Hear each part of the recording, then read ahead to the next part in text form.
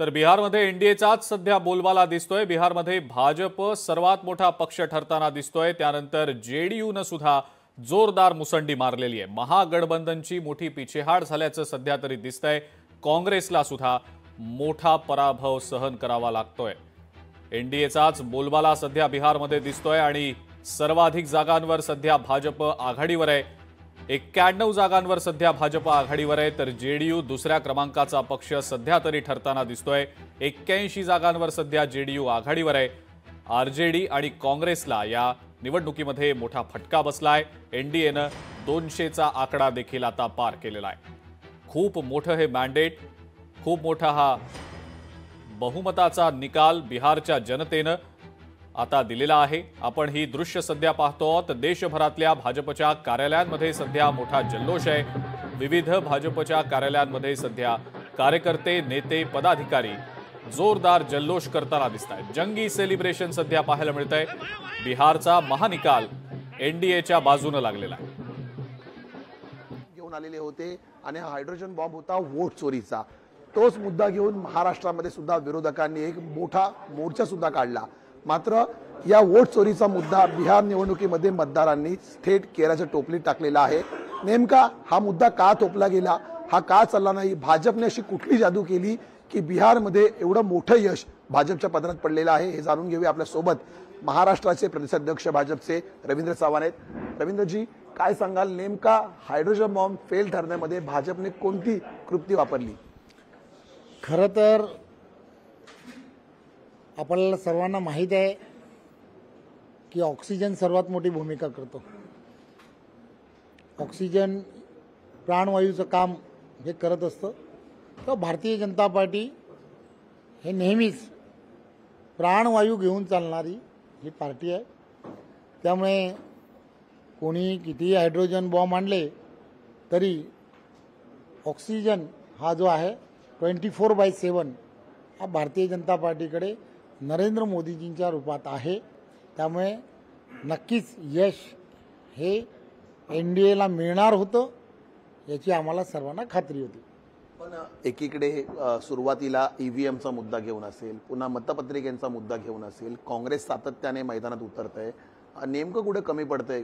कारण आज सुद्धा सुप्रिया सुळेंची ज्यावेळी पत्रकार परिषद झाली या निकालाच्या पार्श्वभूमीवर, त्यांचं म्हणणं होतं की मी तेजस्वी यादवांशी बोलेन, काँग्रेसशी बोलेन, पण काहीतरी गडबड दिसते असं त्यांचं म्हणणं आहे। 8 दिवसामध्ये निकालाचं विवेचन करू असं ते बोलत आहेत। खरं तर प्रत्येक निकाल आणि निकालाचं विश्लेषण हे तज्ज्ञ लोक करत असतात। परंतु एक गोष्ट लक्षात घ्या, देशाचे पंतप्रधान नरेंद्र मोदीजी हे कशा पद्धतीने काम करतायत। 130 कोटी जनता आहे। या जनतेमध्ये प्रत्येकाला एक वेगळ्या पद्धतीने आधार देण्याचं सरकार मायबाप म्हणून सातत्याने प्रत्येकापर्यंत पोहोचण्याचं काम करत आहे। गरीबातल्या गरीबाला अन्न नागरी पुरवठा, अन्न सुरक्षा योजनेच्या माध्यमातून 80 कोटी लोकांना मोफत धान्य देण्याचं काम हे सरकारच्या माध्यमातून होत आहे। प्रत्येक गरीबाच्या आरोग्याची व्यवस्था ही सरकारच्या माध्यमातून 5 लाखापर्यंतचा प्रत्येक गरीब की ज्याला कोणताही आजार हो त्याचा इलाज हा सरकारी योजनेच्या माध्यमातून होतो आहे। त्यामुळे या सर्व योजना ज्या आहेत त्या योजना आणि या योजनांचा आधार घेत काँग्रेस जसा विचार करते किंवा निवडणुकीच्या अगोदर त्यांच्या पूर्वीपासून 50 वर्षा अगोदरपासूनच्या ज्या घोषणा असायच्या, गरिबी हटाव, ना राहत वगैरे, या सगळ्या फेक अशा असणाऱ्या त्यांच्या घोषणा, त्याला उत्तर नरेंद्र मोदीजींनी सर्व योजना आणि या योजनांना कार्यान्वित करत समाजातील शेवटच्या घटकापर्यंत सर्व विषय नेत 25 कोटीपेक्षा जास्त कुटुंबांना दारिद्र्य रेषेच्या बाहेर काढण्याचं काम केलं। या सर्व गोष्टी पॉझिटिव्हली तिथले असणारे नागरिक असतील, तिथले असणारे कुटुंब असतील, नरेंद्र मोदींबद्दल एक कुटुंब प्रमुख म्हणून त्यांची असणारी ही सगळी भूमिका लक्षात घेता त्यांच्याबद्दल त्यांना एक विशेष आदर आहे आणि त्यामुळेच नरेंद्र मोदी हे प्रत्येक निवडणुकीमध्ये त्या ठिकाणी NDAला यश मिळवून देत आहेत. हा नवीन ब्रँड तुम्ही तयार केला का एक प्रकारे? कारण नरेंद्र मोदींच्या चेहऱ्यावरती प्रत्येक राज्यामध्ये आता भाजपला यश मिळतंय, मात्र नगरपालिकांच्या निवडणुका या वेगळ्या असतात, स्थानिक स्वराज्य संस्थांच्या निवडणुका वेगळ्या असतात.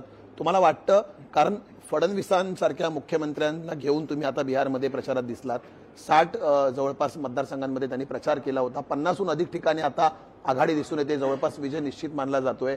हाच चेहरा तुमच्याकडे आहे का दोन, की महाराष्ट्रामध्ये नरेंद्र मोदी आणि देवेंद्र फडणवीस? खरं तर आपल्याला सर्वांना माहीत आहे, देशाचे पंतप्रधान आदरणीय नरेंद्र मोदीजींच्या नेतृत्वात आणि महाराष्ट्रात देवेंद्रजींच्या नेतृत्वात महायुतीचं सरकार आहे. महायुतीचं सरकार ज्या ताकदीने गेल्या वर्षभर काम करत आहे, इन्फ्रास्ट्रक्चरमध्ये गतिमान पद्धतीने काम करताना दिसत आहे. शेतकऱ्यांना त्यांच्या अडचणीच्या वेळेला सरकार मायबाप म्हणून त्यांच्या पाठीशी उभं राहत आहे.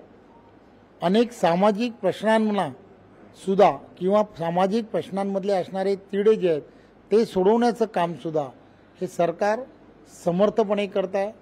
प्रत्येकाच्या हक्काचं असणारं असं सरकार हे देवेंद्रजी फडणवीस यांच्या नेतृत्वातलं सरकार आहे.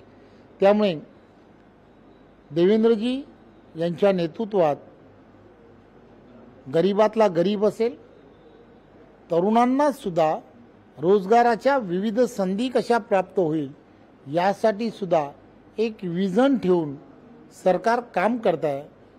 आणि त्यामुळे सरकारबद्दल आणि विशेष करून देवेंद्रजींबद्दल अतिशय पॉझिटिव्ह रित्या वातावरण हे पूर्णच्या पूर्ण महाराष्ट्रात आहे.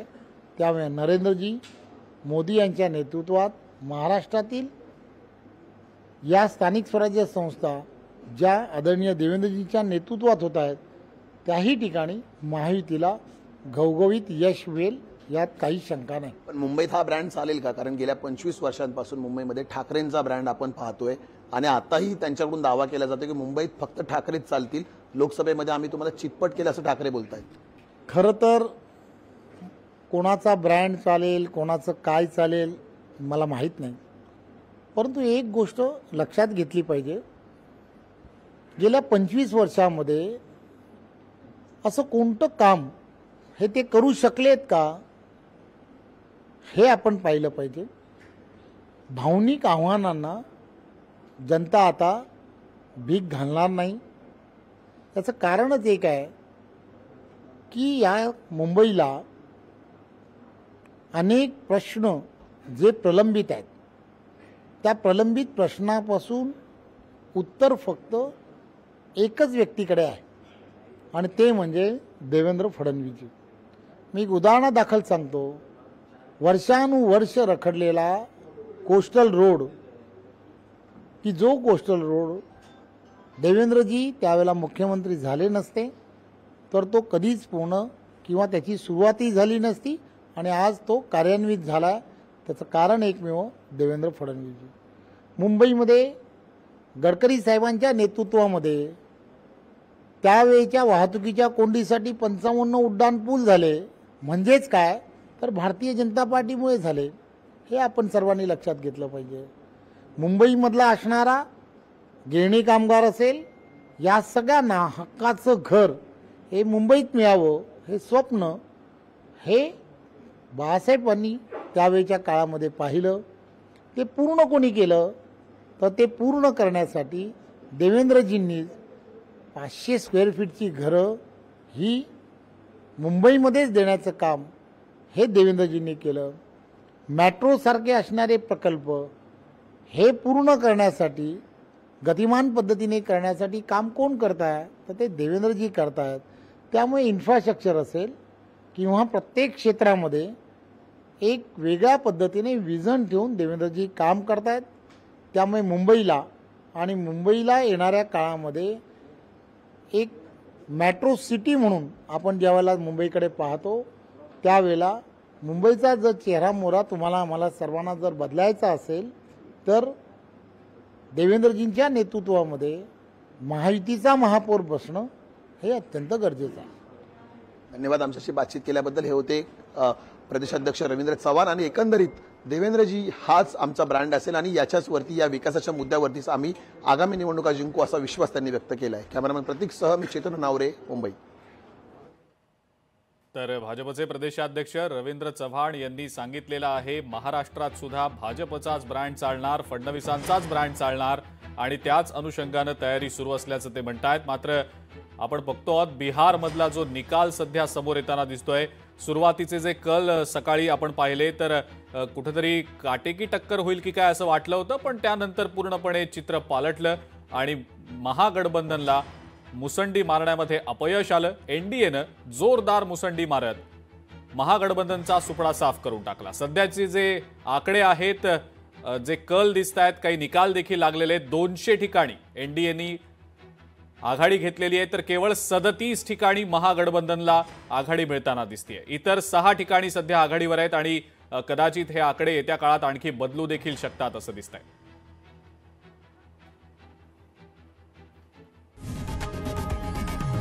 लोकशाही मराठी ऐका, पहा, जागरूक रहा.